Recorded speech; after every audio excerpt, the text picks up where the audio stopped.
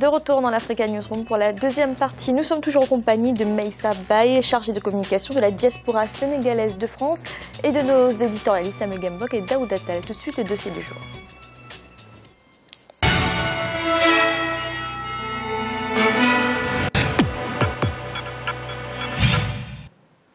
En 2015, le Sénégal a produit 917 000 tonnes de riz, soit une hausse de 64% par an.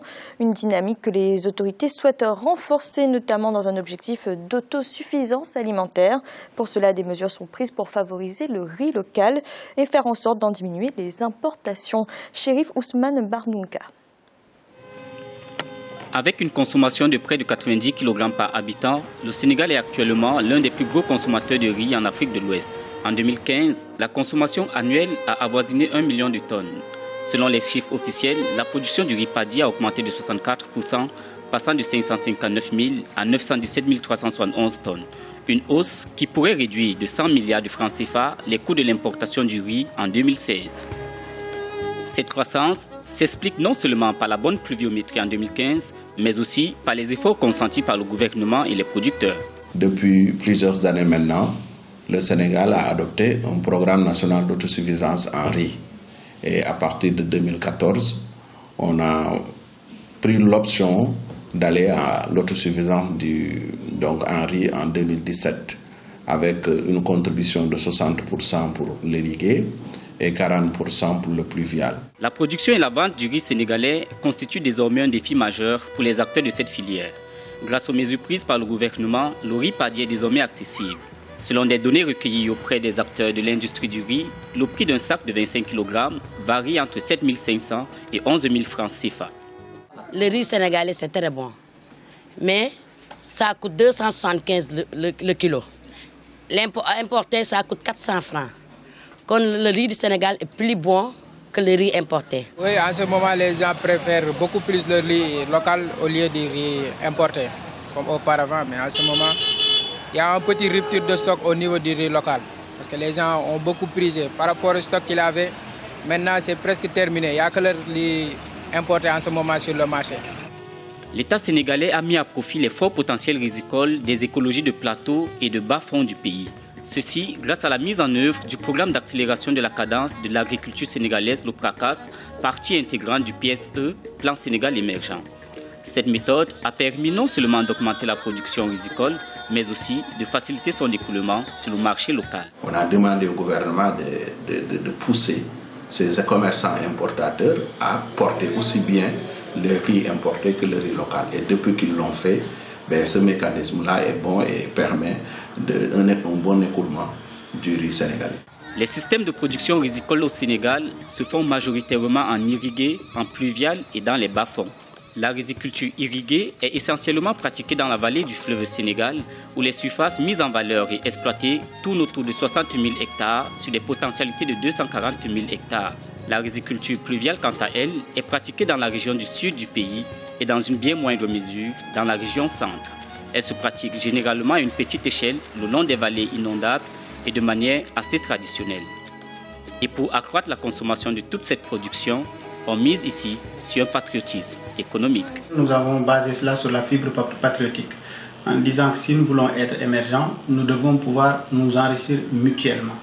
S'enrichir mutuellement, c'est d'acheter le riz produit par un producteur du Sénégal, au lieu d'acheter un riz produit par un producteur d'un autre pays qui va enrichir ce producteur-là et appauvrir notre producteur. La deuxième chose aussi, c'est de dire on va demander aux producteurs sénégalais de faire aussi du riz dit parfumé, entre guillemets, c'est-à-dire de faire du riz étuvé. Donc du riz qui, avec cette technique, va permettre de préserver une plus grande partie donc, de ses caractéristiques intrinsèques, des vitamines, etc.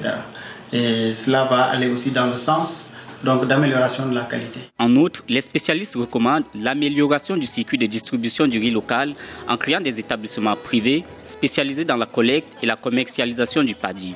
Les parties prenantes de la filière rizicole estiment que l'atteinte de l'autosuffisance alimentaire en 2017 est un défi national. Il s'agira alors de produire 1,600 million de paddy et 1,80 million de tonnes de riz blanc tel que fixé par le président de la République, Macky Sall. Et pour y arriver, les producteurs préconisent l'application des mesures prises par le gouvernement. Appliquer les mesures qui étaient arrêtées. 2014-2017, on avait évalué le programme riz à 425 milliards, en disant que chaque année, le gouvernement du Sénégal devait au moins mettre 107 milliards pour réaliser les actions pour arriver à l'autosuffisance en 2017. Pour la première année, le gouvernement n'avait sorti que 32 milliards et depuis, les choses traînent. Les filières agroalimentaires sont en plein essor en Afrique. Au-delà de l'autoconsommation, elles investissent le secteur marchand et alimentent les villes en produits transformés. Si elles sont mieux organisées, elles pourraient réduire les importations et faciliter la consommation locale. Cependant, le manque d'équipement et de maîtrise de la qualité, les difficultés d'accès au crédit, aux conseils et aux formations spécialisées freinent encore le développement de ce secteur. Pourtant, selon la Banque mondiale, l'agro-industrie est le plus gros employeur d'Afrique. Avec un potentiel de création de millions d'emplois, elle devrait à coup sûr contribuer au développement économique du continent dans les années à venir. Maïssa Mbaye, on a entendu dans le reportage parler de patriotisme économique. Est-ce qu'il y a une vraie prise de conscience qu'il faut consommer local et notamment du riz local? Effectivement. Et ça, je pense que le gouvernement a bien raison d'axer un peu sa communication dessus parce qu'il faut pousser les Sénégalais à manger le riz local. Et nous, le constat qu'on fait, c'est que dès qu'on nous parle d'agriculture, nous, on applaudit des deux mains parce que c'est une question de souveraineté nationale. Et le fait que le gouvernement axe sa politique sur l'agriculture et surtout sur la culture du riz, nous, on trouve que c'est une bonne chose. Et puis, effectivement, comme vous l'avez bien dit, il faut toucher le fibre national patriotique pour qu'on consomme le riz local. Daouda, qu'est-ce qu'il faut pour consommer du riz local? Est-ce qu'il faut des mesures incitatrices?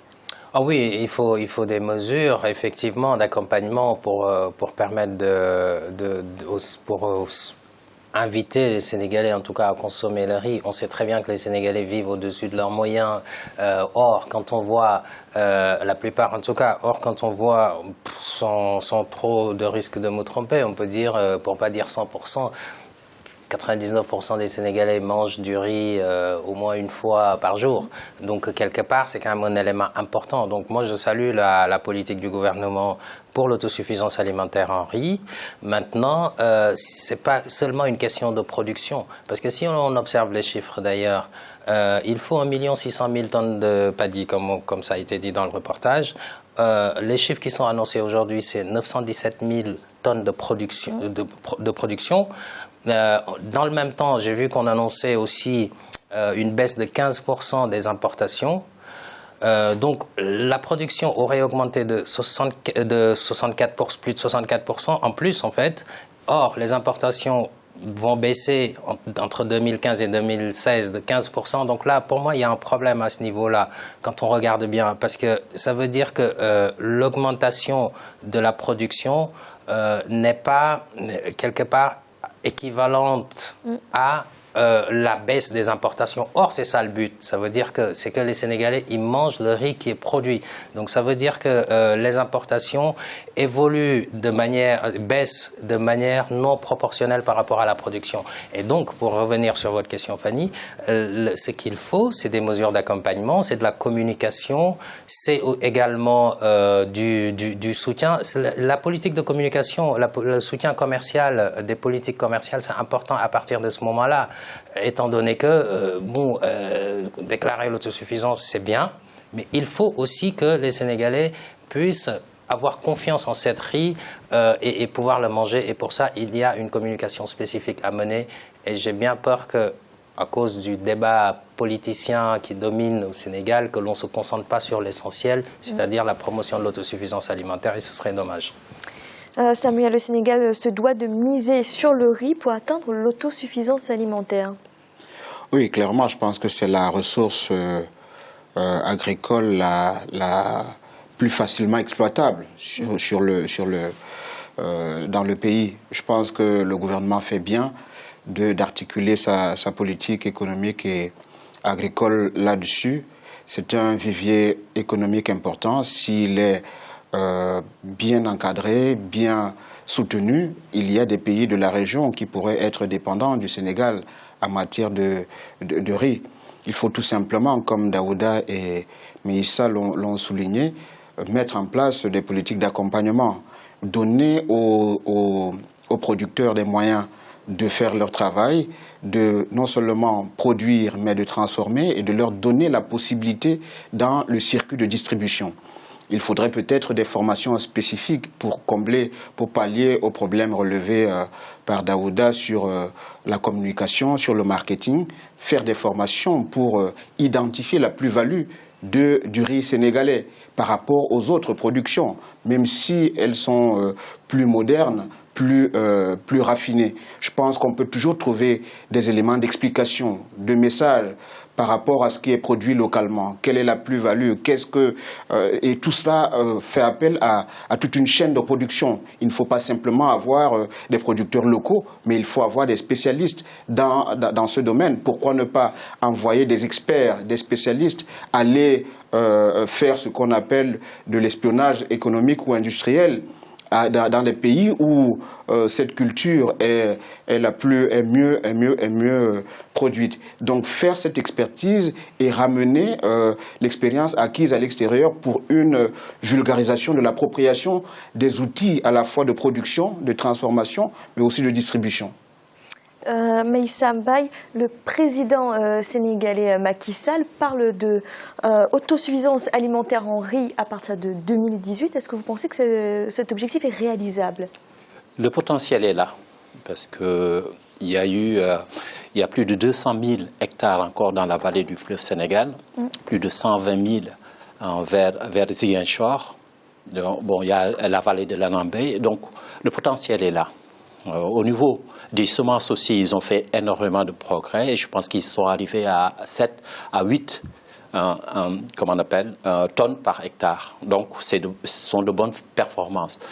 Maintenant, est-ce que c'est possible pour 2018? Moi, je suis un peu sceptique. Et je reviendrai aussi un peu sur, sur les chiffres. Les chiffres qu'on a, c'est des chiffres du ministère de l'Agriculture. Ce n'est pas que je ne leur fais pas confiance, c'est que je ne leur fais pas du tout confiance. C'est le monsieur Seck, M. Abdoulaye Seck, qui est ministre de l'Agriculture, était l'ancien directeur de Africa Rice. Donc c'est quelqu'un qui connaît bien le sujet. Donc le potentiel est là. Maintenant, tout dépend de la volonté politique du gouvernement. Est-ce que c'est possible? Moi, théoriquement, je dis c'est possible. Est-ce qu'ils vont le faire? Ça, je suis un peu sceptique. Daouda Tall, vous partagez l'avis de Meïssa Mbaye? Oui, effectivement. Bon, je pense qu'à ce niveau-là, il faut quand même clarifier les chiffres. Et puis, tout n'est pas une question de chiffres. Voilà, tout n'est pas une question de chiffres. L'autosuffisance alimentaire sera atteinte si les Sénégalais mangent le riz produit localement. Mais ce n'est pas quand la production est équivalente à la quantité de riz consommé dans le pays, produit et importé. C'est-à-dire, je ne sais pas si vous me suivez, mais en fait, l'idée, c'est de dire, il ne s'agit pas de produire seulement une certaine quantité, parce que si ça reste dans les hangars, c'est pas bon.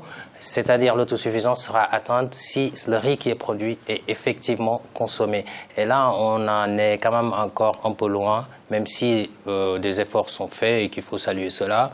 Mais je pense aussi qu'en matière de communication gouvernementale, il y a des efforts à faire à ce niveau-là, sur cette question et sur aussi la globalité des politiques publiques, puisqu'on dit que le plan Sénégal émergent, c'est le référentiel unique des politiques publiques au Sénégal. Or, il y a différents programmes par-ci, par-là. Une harmonisation s'impose et c'est ce que je suggérerais, des efforts conséquents en termes de communication pour favoriser l'appropriation des populations par rapport à ces politiques publiques. Samuel, pour parler distribution technique, est-ce qu'on peut dire que les aides que les producteurs n'ont pas pour l'instant, est-ce qu'on peut faire ça sans améliorer le circuit de distribution et sans revoir la stratégie de mécanisation? Je pense que les deux vont de pair. Il faut absolument améliorer la stratégie de mécanisation, donner les outils de dernière génération pour accroître la production. Et aussi, il y a un élément important, celui de la poursuite de la décentralisation. Si les régions, si les départements peuvent être dotés de moyens conséquents pour soutenir les producteurs locaux avec des moyens conséquents, il y a une trajectoire qu'il faut explorer, celle de la coopération internationale décentralisée, où les collectivités territoriales décentralisées dans certaines localités peuvent développer des accords de coopération avec des pays qui ont une production, une capacité de production avérée sur la scène internationale. Et à partir de ces coopérations, on peut avoir une appropriation des outils et des moyens capable de booster la production à la fois locale, mais aussi au niveau des producteurs ruraux. Je pense que c'est un élément important à souligner et on ne peut pas parler de distribution sans toutefois prendre en compte les défis imposés par la décentralisation. Merci. Tout de suite, un rappel des titres qui ont été développés en début d'émission. En Ouganda, la course à la présidentielle est lancée. Vendredi 15 janvier, un débat télévisé opposait 7 des 8 candidats à l'élection du 18 février prochain. Seul le candidat du parti au pouvoir, le président Yoweri Museveni, a refusé de prendre part au programme.